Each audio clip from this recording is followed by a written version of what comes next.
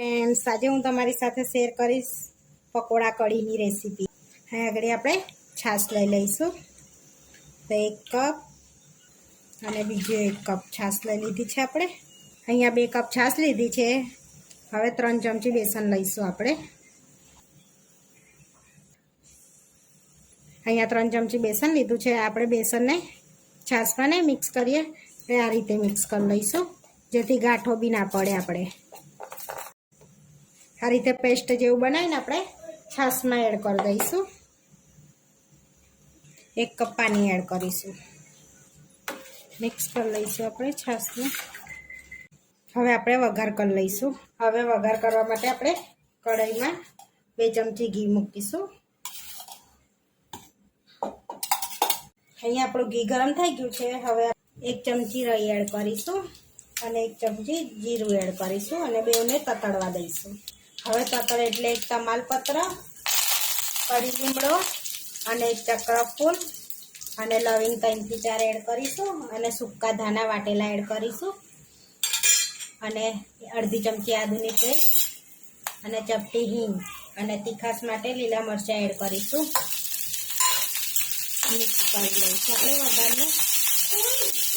થોડી વાર આપણે શેકાવા દઈશું વઘારને.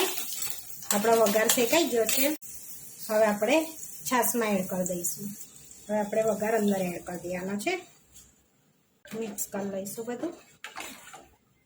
હવે થોડી હળદર એડ કરીશું અને સ્વાદ પ્રમાણે મીઠું એડ કરીશું એમાં આપણે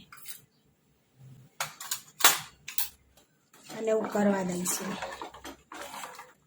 આપણી કઢી ઉકળે છે ત્યાં સુધીને આપણે પકોડાનું બેટર બનાવી લઈશું. હવે આપણે થોડું બેસન લઈશું. અહીંયા 1/4 કપ આપણે 2 કપ બેસન લઈશું.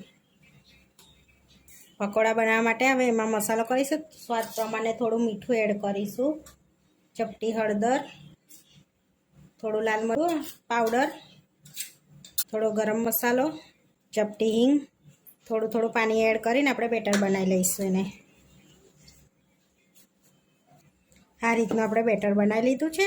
હવે આપણી કઢી ઉકળે ત્યાં સુધીને આપણે એને થોડી વાર રેસ્ટ આપી દઈશું, 5-10 મિનિટ. અહીંયા આપણી કઢી ઉકળી ગઈ છે. પકોડા ઉતારી લઈશું.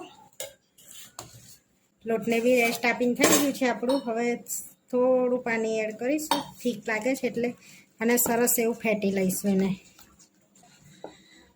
સરસ એને ફેટીને થઈ ગયું છે આપણે. હવે આપણે પકોડા ઉતારી લઈશું. પકોડા ઉતારવા માટે આપણે તેલ ગરમ કરવા મૂકી દીધું છે. હવે ગરમ થાય એટલે ઉતારી લઈશું. આપણે પકોડીઓ ઉતારી લઈશું. આપણે નાના નાના ઉતારવાના છે પકોડા.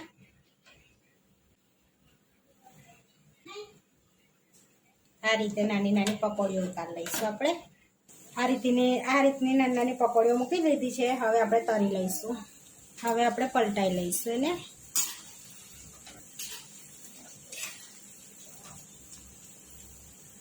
હવે 5 મિનિટ આપણે એને તળાવવા દઈશું. હવે આપણી પકોડીઓ તળાઈ ગઈ છે. હવે આપણે પ્લેટમાં કાઢી લઈશું એને.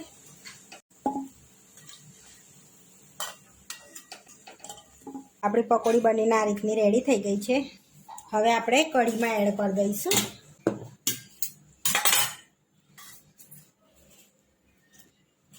ગરમ ગરમ જ એડ કરી દેવાની છે, ગરમ ગરમ કઢીમાં જ. હવે વઘાર કરી લઈશું આપણે. હવે લગીને ઢાંકીને રવા દઈશું. વઘારિયામાં આપણે 1 ચમચી ઘી લઈશું. હવે ગરમ થવા દઈશું આપણે એને. તે ઘી ગરમ થઈ ગયું છે. હવે થોડી રાઈ અને જીરું એડ કરીશું, જેથી આપણો ટેસ્ટ ઉપરથી કરે ને તો સારો આવે છે કઢીમાં. લાલ મરચાં એડ કરીશું અને કાશ્મીરી લાલ મરચું એડ કરીશું. આપણે ગેસ બંધ કરી અડધી ચમચી કલર માટે મિક્સ કરી લઈશું. હવે આપણે ઉપરથી પકોડામાં એડ કરીશું.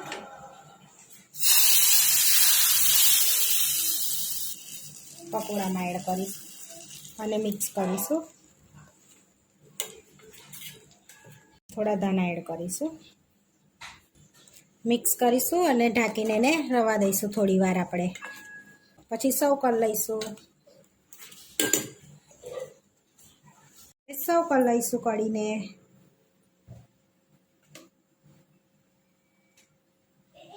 અહીંયા મેં ખીચડી સાથે સર્વ કરું છું. અમારા ત્યાં બધા ખીચડી સાથે ખાય છે પકોડા કઢી. આપણી પકોડા કઢી બનીને રેડી થઈ ગઈ છે. આવા વિડીયો જોવા માટે મારી ચેનલને સબસ્ક્રાઈબ કરો, લાઈક કરો અને શેર કરો. તમે જરૂરથી ટ્રાય કરો. ફરી મળીશું નવા વિડીયોમાં.